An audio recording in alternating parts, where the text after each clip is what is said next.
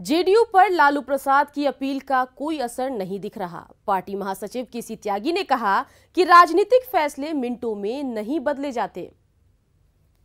हमारी पार्टी का स्टैंड तय हो चुका है। हमने सोच विचार करके सभी चीजों का ध्यान रख करके फैसला किया है कि हम श्री डॉक्टर रामनाथ कोविंद जी को समर्थन देंगे। नहीं, राजनीति में मिनटों सेकंडों में राजनीतिक फैसले नहीं बदले जाते।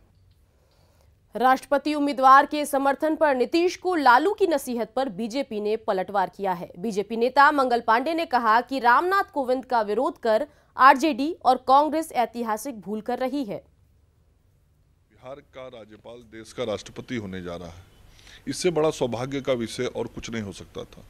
और जबकि चुनावी दृष्टि से भी जो अंक गणित है, वह अंक गणित भी श्री रामनाथ कोविंद जी के पक्ष में है, एनडीए के पक्ष में। ऐसी परिस्थिति में लालू प्रसाद जी और कांग्रेस पार्टी के लोग श्री रामनाथ कोविंद जी का विरोध करके ऐतिहासिक।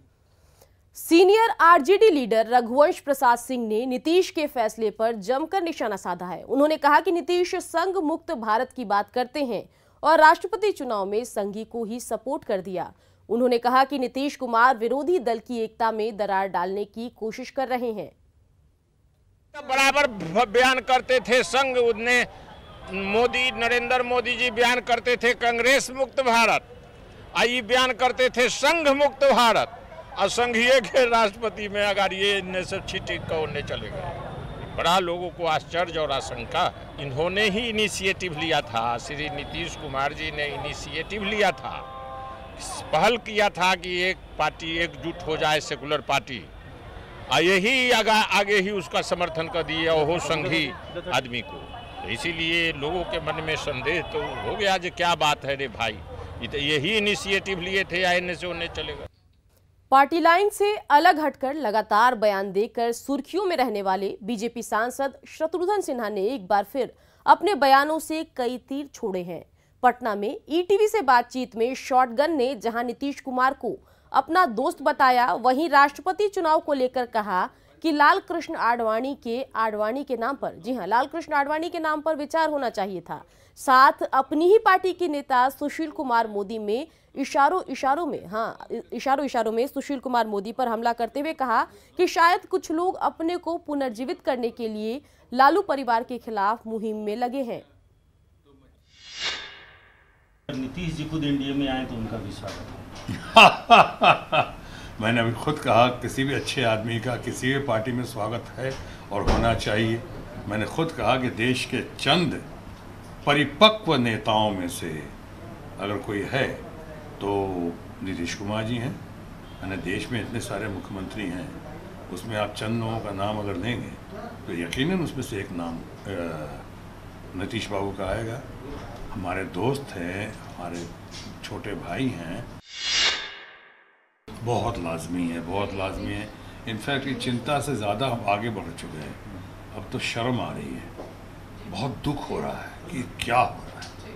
क्या अभी चंद रोज़ पहले ही खबर आई थी कि 65% लोग हमारे बच्चे फेल हो गए और 70% साइंस में फेल हो गए। 70% साइंस में फेल हुए, 65% बाकी सब्जेक्ट में फेल हुए। अभी हम उससे उभर ही नहीं सके थे, उस सदमे से बाहर निकल ही नहीं सके थे कि अचानक फिर खबर आ रही है कि हमारे 49% बच्चे सिर्फ पास हुए हैं और 49% बच्चे हमारे फेल हो गए और 51% बच्चे पास हुए हैं, यानी कि 50-50। ये क्या हो रहा है? ये सिर्फ ये बता दूं मैं, कुछ लोग कहते हैं कि चोरी रोक दिया और चोरी होती थी और कॉपिंग होती थी, उसके वजह वो एक कारण हो सकता है, लेकिन वो मुख्य कारण नहीं हो सकता है। मुख्य कारण तो हमें अपने दामन के अंदर देखना पड़ेगा, अपने दामन पे, कि हमारी शिक्षा प्रणाली कहाँ तक चल रहा है। हमेशा उसके खिलाफ कोई जैसे लगता है अपने आप को पुनर्जीवित करने के लिए बाहर निकाल रहा, बार बार अपने को पुनर्जीवित करने के लिए रोज़ एक के बाद एक अच्छा होके अगर है तो साबित करो। चाहे वो आप, हमने तो यही कहा था ना कि चाहे केजरीवाल जी के खिलाफ हो या फिर अपने लालू यादव जी के खिलाफ हो या सुशील मोदी जी के खिलाफ हो। बहुत लोग कहते हैं, मैं नहीं कह रहा, या तो सुशील मोदी जी के सूमों के ही खिलाफ। राष्ट्रपति पद के लिए एनडीए के उम्मीदवार रामनाथ कोविंद को नीतीश कुमार द्वारा समर्थन दिए जाने पर बीजेपी नेता शहनवाज हुसैन ने धन्यवाद दिया है। वहीं बीजेपी ने नीतीश की बढ़ रही नजदीकियों की अटकलों पर शहनवाज हुसैन ने कहा कि जून का महीना मीठे आम का है और नीतीश कुमार जून के महीने में सभी जगह मीठे आम का तोहफा भेजते हैं। देखिए, जून में आम का मौसम है, ये मीठा मीठा आम मिलता है। हमारे यहाँ भागलपुर का जरदालू आम नीतीश कुमार जी सब जगह जून के महीने में ही भेजते हैं, मई जून में। और अब जैसे जैसे आम पकता है तो मिठास बढ़ती है। इसी बीच बड़ी खबर पटना से आ रही है, जहां अलकतरा घोटाले के एक मामले में आज सीबीआई कोर्ट का फैसला आएगा। जी हां, सीबीआई कोर्ट फैसला सुनाएगा।